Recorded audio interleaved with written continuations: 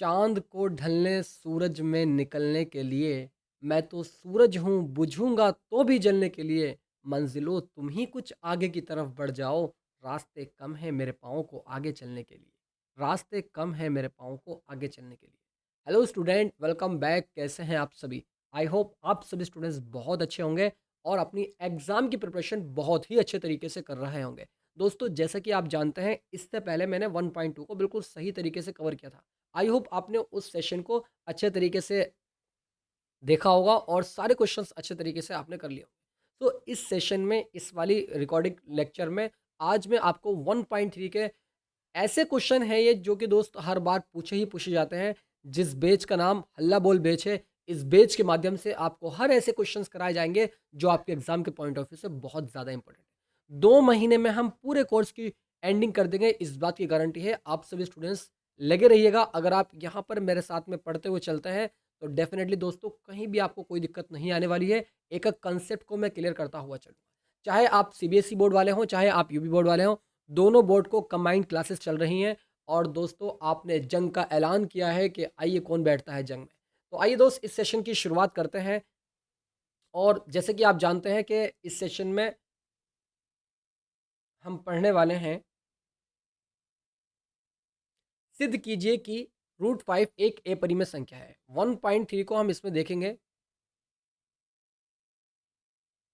1.3 को हम इसमें आपके सामने कवर करेंगे। जैसे कि आप देख रहे हैं इसमें कि इसमें कह रहा है कि प्रूव दैट √5 इज इरेशनल। कि सिद्ध कीजिए कि √5 एक अपरिमेय संख्या है। कैसे करेंगे सर? बहुत आसान चीज़ है। और दोस्त, ये बात आप सभी स्टूडेंट्स जानते हैं कि √5 एक अपरिमेय संख्या होती है, एक इरेशनल नंबर होता है। बट हमें ये सिद्ध करना है।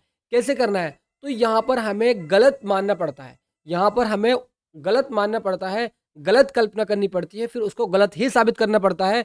तो चूंकि हम जानते हैं कि √5 एक इरेशनल नंबर है, तो हमारा आंसर यहाँ पर आ जाएगा। कैसे आएगा? स्टेप बाय स्टेप सारी चीजें समझाता हुआ चलूंगा। तो सबसे पहले आप यहाँ पर लिखेंगे, सबसे पहला step, first of all, let let us let us assume let us assume that √5 is a irrational is a is a अगर ये हमारा इरेशनल है ना, तो इसको हमें रेशनल मानना पड़ेगा, इसका उल्टा मानना पड़ेगा, है ना। और इसको रेशनल मान करके हम इसको गलत साबित कर देंगे, और जो कि हमारी बात इस तरीके से सॉल्व हो जाएगा। ठीक है, √5 इज ए रेशनल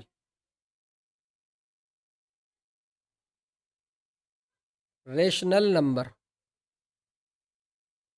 यानी इस तरीके से आप हिंदी में भी लिख सकते हैं कि हम इसके विपरीत यह मान लेते हैं कि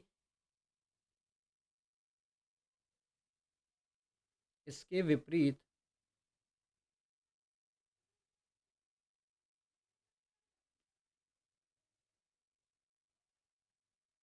यह मान लेते हैं कि √5 एक परिमेय संख्या है, एक परिमेय संख्या है। आपने इसके विपरीत ये मान लिया कि ये एक √5 एक परिमेय संख्या है। इतना तो आप सभी स्टूडेंट्स कर सकते हैं। अब इस बात को आप सभी स्टूडेंट्स जानते हैं और बहुत अच्छे तरीके से जानते हैं कि √5 क्या होता है। कि √5 एक, जब हमने इसको परिमेय संख्या माना है, और परिमेय संख्या को हम a/b के रूप में या p/q के रूप में लिख सकते हैं। तो इसी तरीके से अगर मैं इसको इस तरीके से a/b के रूप में लिखूं तो कैसा रहेगा? कोई दिक्कत वाली बात बिल्कुल भी नहीं रहेगी, क्योंकि हम जानते हैं कि परिमेय संख्या को हम p/q के रूप में या b/c के या c/d के या a/b के रूप में लिख सकते हैं, जैसा कि मैंने आपको यहाँ पर लिखा हुआ दिखाया आपको। ठीक है, अब क्या करेंगे? और हाँ, दूसरी बात यहाँ पर ये बताई थी कि b का मान जो है ना, जो परिमेय संख्या होती है उसमें जो उसका हर होता है, उसमें जो उसका डिनोमिनेटर होता है, वो 0 के बराबर नहीं होता है, मतलब 0 नहीं होता है। इस तरीके से आप याद रखेंगे इस चीज़ को। ठीक है, तो अब मैं इसकी क्रॉस मल्टीप्लिकेशन करता हूँ, और करने के बाद ये आ जाएगा हमारा √5b is equals to a, है ना। और अब हम यहाँ पर दोनों तरफ स्क्वायर कर देंगे। और यहाँ पर एक बात और लिखेंगे आप कि जहाँ पर ए और बी, हम दो पूर्णांक ए और बी ऐसे ज्ञात कर सकते हैं,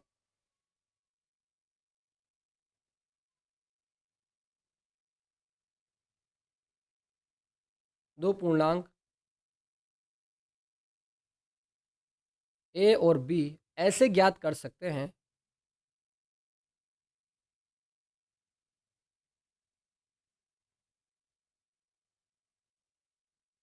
ज्ञात कर सकते हैं कि जैसे आपने यहाँ पर मैंने लिखा ए अपॉन बी इस तरीके से, ठीक है। अब आप क्या करेंगे कि जहाँ ए और बी सह अभाज्य है, आप लिखेंगे यहाँ पर जहाँ ए और बी, इसको मैं इंग्लिश में लिख रहा हूँ कि where a and b, where a and b, where a and b are coprime, are are coprime, इतना तो आप सभी स्टूडेंट्स लिख सकते हैं। अब आप यहाँ पर squaring both side, squaring both side, दोनों तरफ वर्ग करने पर, जब आप यहाँ पर दोनों तरफ वर्ग करोगे ना तो √5b और इसका इस तरीके से होल स्क्वायर और इजिकल्स टू आपका ये ए स्क्वायर हो जाएगा। तो यहाँ पर √5 से ये स्क्वायर कैंसिल होकर के ये 5 बचेगा और b का स्क्वायर b स्क्वायर हो जाएगा, इजिकल्स टू आपका ये ए स्क्वायर। इस तरीके से आपका यहाँ पर ये आ चुका है। अब दोस्तों यहाँ पर आपको कुछ बातें इंपॉर्टेंट है कि ए स्क्वायर इज डिविजिबल बाई 5, यानी ए स्क्वायर जो है वो 5 से विभाज्य है, a square is divisible, divisible by 5, कि ए स्क्वायर जो है वो 5 से क्या है विभाज्य है। तो यहाँ पर ए भी क्या होगा 5 से विभाजित होगा, 5 से डिविजिबल होगा।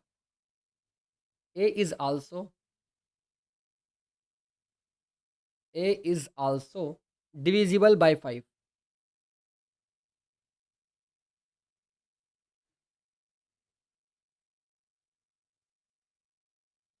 डिविजिबल बाई 5, इतना तो आप सभी स्टूडेंट्स लिख सकते हैं। अब यहाँ पर क्या करना है, लेट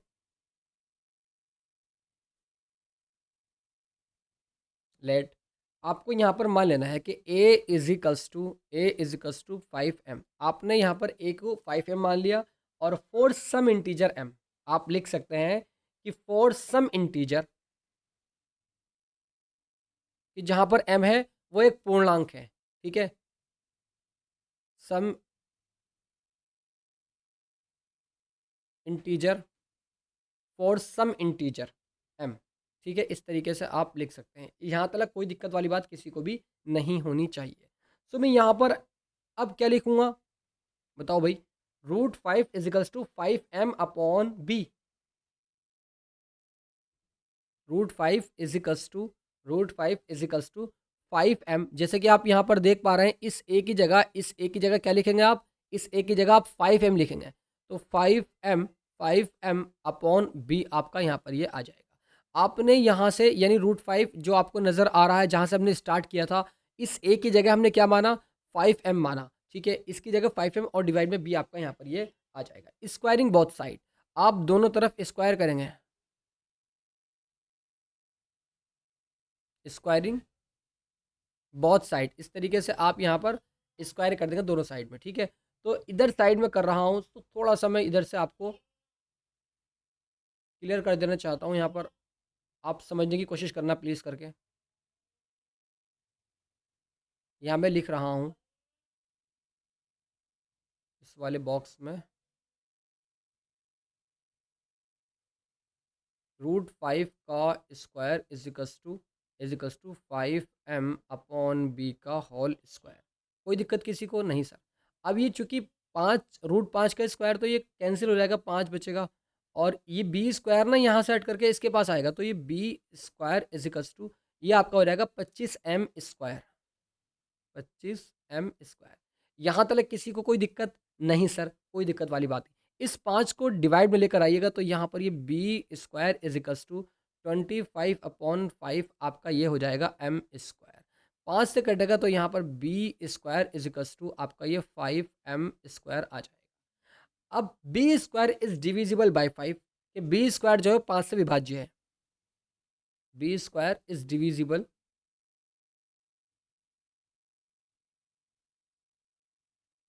बाई 5, बाई 5। और यहाँ पर लिखेंगे लास्ट में आप इधर से आप लास्ट में लिखेंगे क्या कि b is also divisible by 5। तो बी भी क्या होगा, 5 से विभाज्य होगा।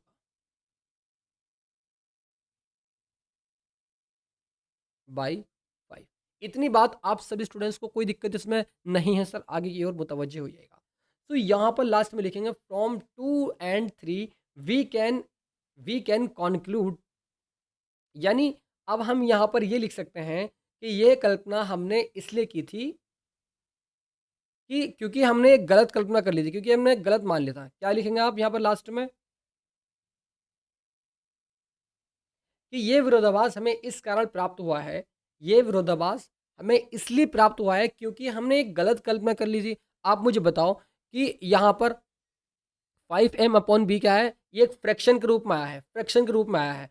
आप इधर देखिएगा, आप इधर इधर साइड में कि बी स्क्वायर, और इस तरीके से आप देख सकते हैं यहाँ पर b square is equals to 5m स्क्वायर। तो बी स्क्वायर क्या है, डिविजिबल है किससे, 5 से है। तो यहाँ पर बी भी क्या होगा, b is also divisible by 5। तो वो बी से भी क्या होगा, 5 से जो होगा बी वो विभाज्य होगा। इस तरीके से आप याद रखें, है ना। तो आशा करता हूँ बात बहुत अच्छे तरीके से समझ में आ गई होगी। आप लास्ट में लिख सकते हैं कि we can conclude that 5 is a common factor of both a and b, but this contradicts our supposition that a and b are coprime, hence root 5 is a rational number। लिख सकते हैं आप कि रूट 5 एक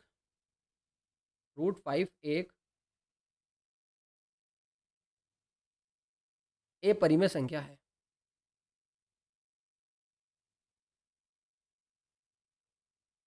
root 5 एक ए परिमेय संख्या है। इतना तो आप सभी स्टूडेंट्स कर लेंगे ना, इसमें कोई दिक्कत वाली बात आपको बिल्कुल भी नहीं होनी चाहिए। अब मैं चलता हूँ अगले वाले क्वेश्चन की और गया आपकी स्क्रीन पर। अब सच डेट इसी प्रकार करना है, ये वाला क्वेश्चन भी बहुत आसान क्वेश्चन है।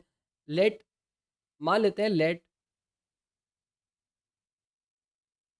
अस, यानी हम एज्यूम कर लेते हैं कि ये एक क्या है, ये एक परिमेय संख्या है। बल्कि हमें पता है कि ये एक अपरिमेय संख्या है, लेकिन हम मानते हैं, हम इसमें उल्टा मानते हैं, क्योंकि हम कर रहे हैं proof by contradiction. Proof by contradiction, विरोधता द्वारा उत्पत्ति, कॉन्ट्राडिक्शन की विरोधक्ति द्वारा उत्पत्ति, विरोधक्ति द्वारा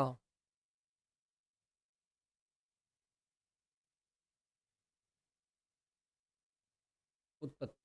यहाँ पर हम प्रूफ बाय कॉन्ट्रडिक्शन कर रहे हैं। इसका मतलब ये होता है कि हम अपनी बात को पहले गलत मानते हैं, फिर उसको गलत ही साबित कर देते हैं, और उसके बाद में क्योंकि हम जानते हैं लास्ट में लिख देते हैं कि 3 + 2√5 एक परिमेय संख्या है, एक ए परिमेय संख्या। तो इस तरीके से ये क्वेश्चन का आंसर आता है, ठीक है।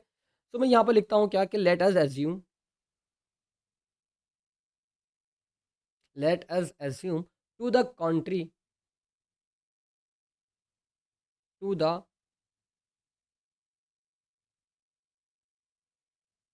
कंट्रेरी, दैट 3 + 2√5 की 3 + 2√5 is a rational number, is a rational number,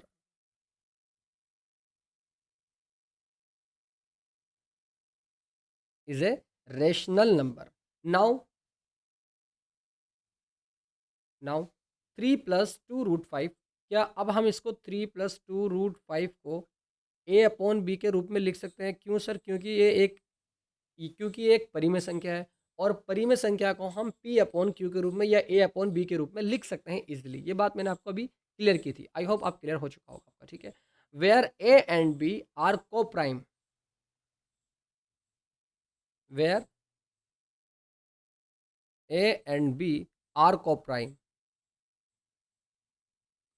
को प्राइम का मतलब ये होता है कि ये कट फट के अब आए हैं, इसके आगे ये कटेंगे नहीं। ए और बी जो है ये कटफट क्या है, यानी इनका जो गुणनखंड है, इनका जो मल्टीपल है वो एक के अलावा कुछ और नहीं है। इस बात को आप याद रखेंगे। कोप्राइम, ठीक है। And b is not equal to, and b is not equal to zero, यानी बी का मान जीरो नहीं होना चाहिए इसमें। अब मुझे बताओ कि अगर मैं 3 को उधर साइड लेकर जाऊंगा तो ये क्या हो जाएगा?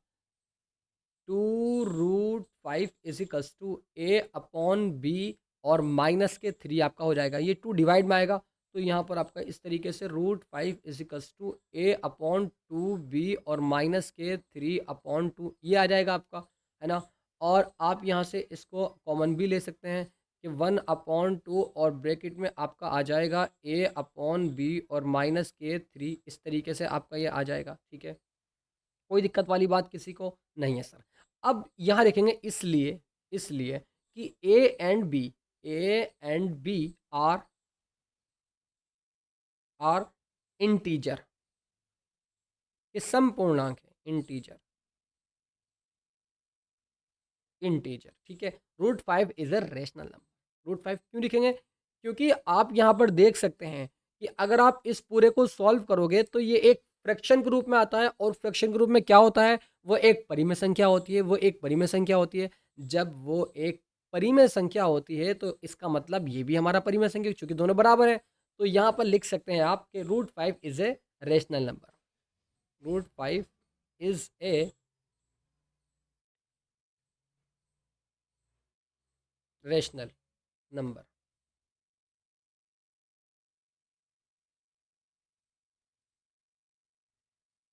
Rational number. अब यहाँ पर आप लास्ट में ये लिख सकते हैं कि ये विरोधाभास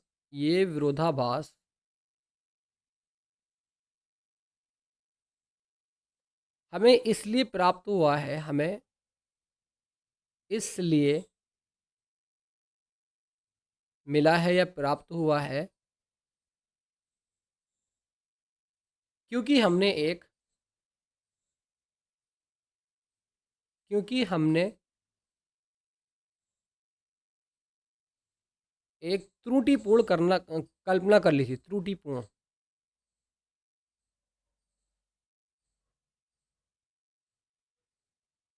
कल्पना कर ली थी, ठीक है। हमने गलत एज्यूम किया था, और जब हमने गलत एज्यूम किया तो उसको उसी हिसाब से हमने सॉल्व किया, उसी हिसाब से उसको प्रूफ किया।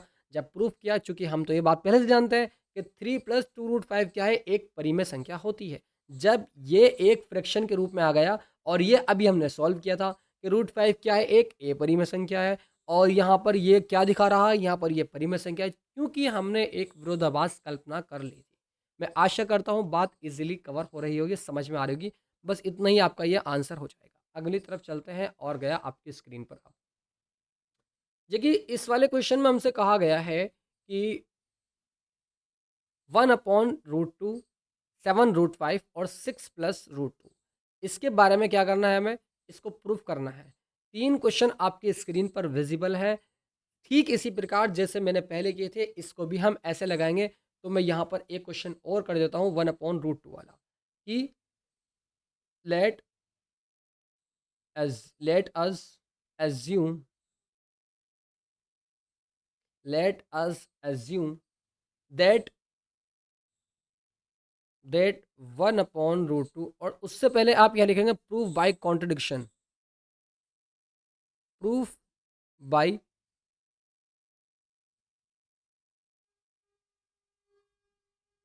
कॉन्ट्रडिक्शन, ठीक है।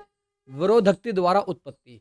That 1/√2 is a rational number. इसको हमने क्या मान लिया, इज ए रेशनल नंबर मान लिया इसको हमने। रेशनल नंबर, इतनी बात आप समझे। लेट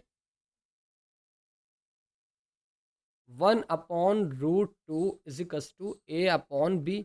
आपने यहाँ पर क्या काम किया, इसको पलट दिया, क्योंकि आप अगर इसको पलट दोगे तो ये भी हमारा पलट जाएगा। तो इस तरीके से आपका ये √2 इज इक्वल्स टू आपका B/A हो जाएगा। इतनी बात आपको समझ आ गई। क्रॉस मल्टीप्लाई कर लीजिएगा आप, तो यहाँ से आपका आ जाएगा ये A√2 is equals to b, is equals to b. अब यहाँ पर आप लिख सकते हैं क्या, अब आप यहाँ पर लिख सकते हैं कि ए जो है वो विभाज्य है, डिविजिबल है। चूँकि ए और बी पूर्णांक है, इसलिए बी अपॉन ए भी एक परिमेय संख्या होगी, अर्थात रूट बी एक परिमेय संख्या होगी। तो इस तरीके से आप लिख सकते हैं क्या, कि चूँकि ए और बी, चूँकि ए बी और ए जो है ये क्या है, आर को प्राइम है, कि वेयर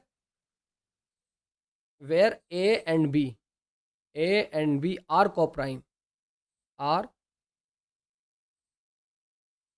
आर को प्राइम। ठीक है, इतनी बात आप लिखने के बाद यहाँ पर लिख सकते हैं कि चूँकि ए एंड बी, चूँकि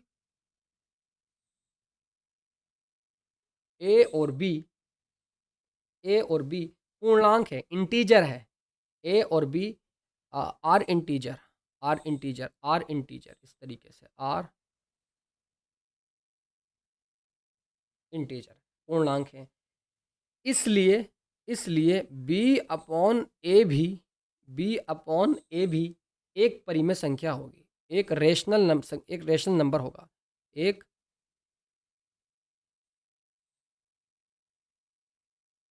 रेशनल नंबर होगी, इस तरीके से आप लिख सकते हैं। अर्थात रूट टू भी एक, जब ये बी अपॉन ए एक रेशनल नंबर है, एक रेशनल संख्या है, एक परिमेय संख्या है, तो रूट टू भी क्या होगी, एक परिमेय संख्या होगी। तो रूट टू भी एक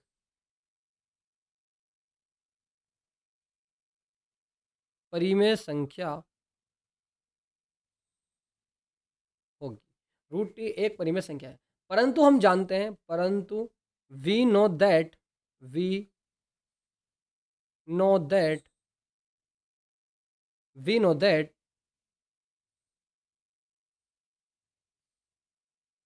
root two is a rational number.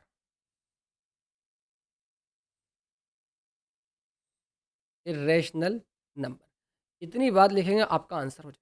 दो क्वेश्चन आपके स्क्रीन पर जो विजिबल हो रहे हैं ये आपको करके दिखाने हैं, और मैं अगले वाले सेशन में इसकी जो लास्ट एक्सरसाइज बची हुई है उसको कवर करूँगा। तो मैं आशा करता हूँ आप सारे क्वेश्चन को कवर करते हुए चल रहे हैं। इस सेशन की मैं यहीं पर एंडिंग करता हूँ, मिलता हूँ फिर नेक्स्ट वाले सेशन में। तब तक के लिए बने रहिएगा students. God bless you, love you and take care.